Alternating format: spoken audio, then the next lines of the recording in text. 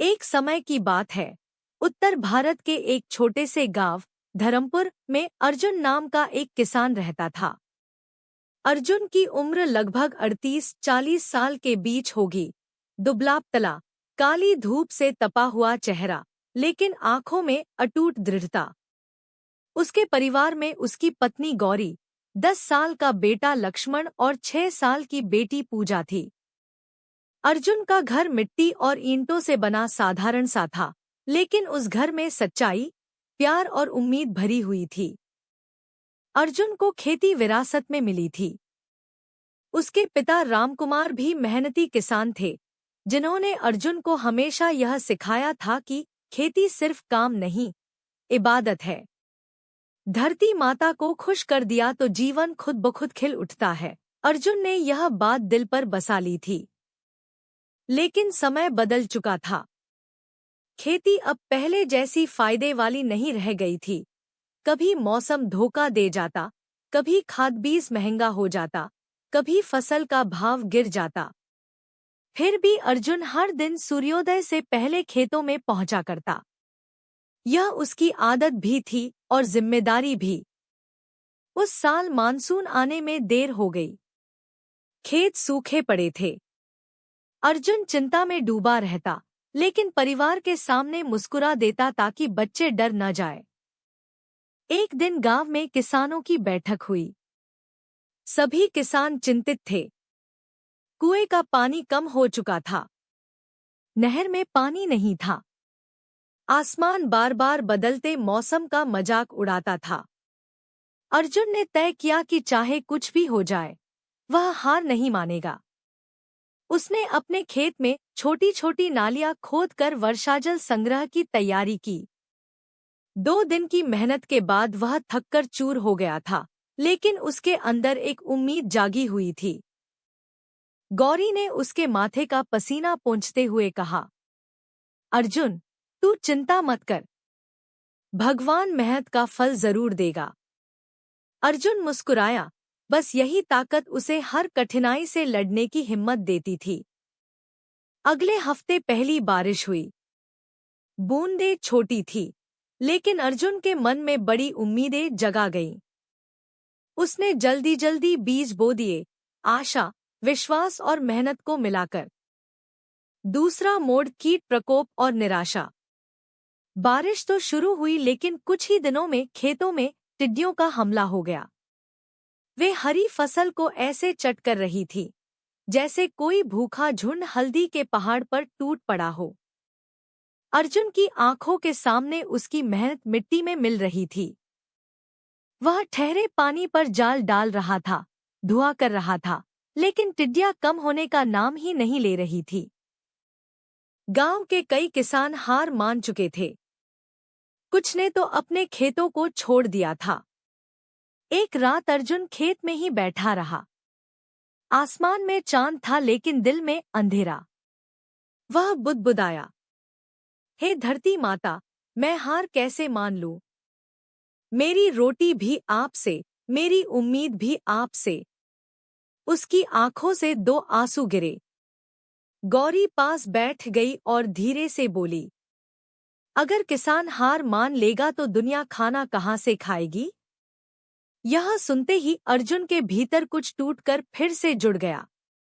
उसने अगली सुबह गांव के अन्य किसानों को इकट्ठा किया और कहा, हम मिलकर खेत बचाएंगे। अकेला किसान हार सकता है, लेकिन पूरा गांव नहीं।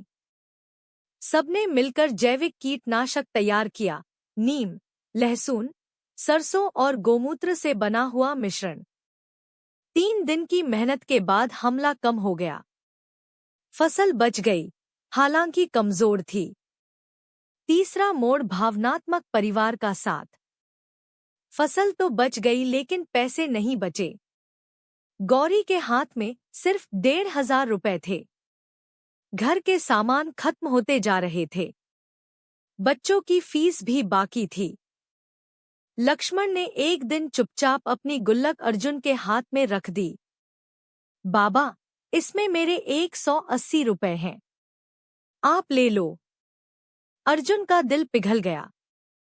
उसने लक्ष्मण को सीने से लगा लिया।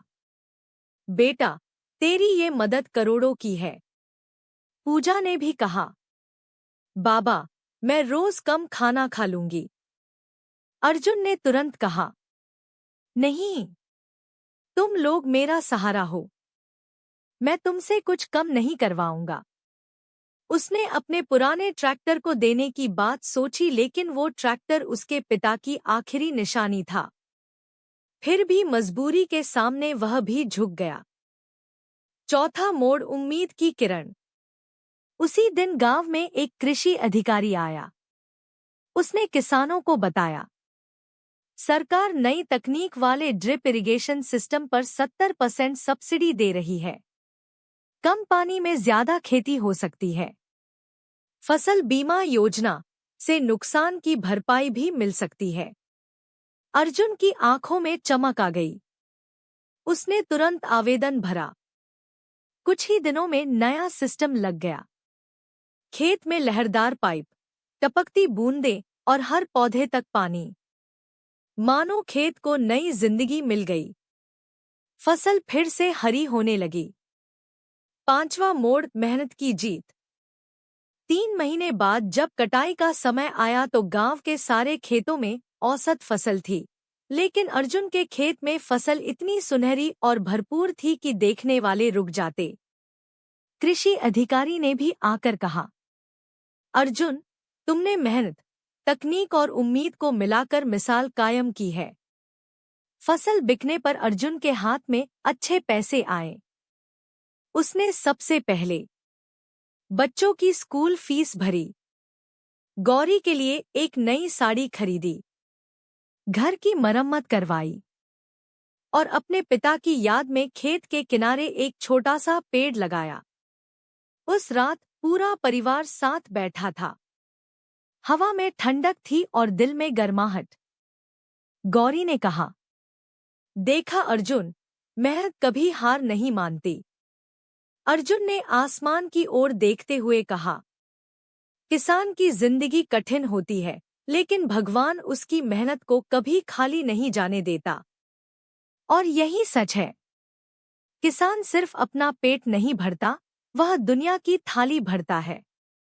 उसकी मेहनत में भगवान का आशीर्वाद होता है और उसके संघर्ष में प्रेरणा। कहानी का संदेश, किसान की जिंदगी आसान नहीं, लेकिन सबसे पवित्र है। संघर्ष जितने बड़े हों, जीत भी उतनी ही बड़ी होती है। उम्मीद, परिवार और तकनीक, इनके साथ असंभव भी संभव हो जाता है।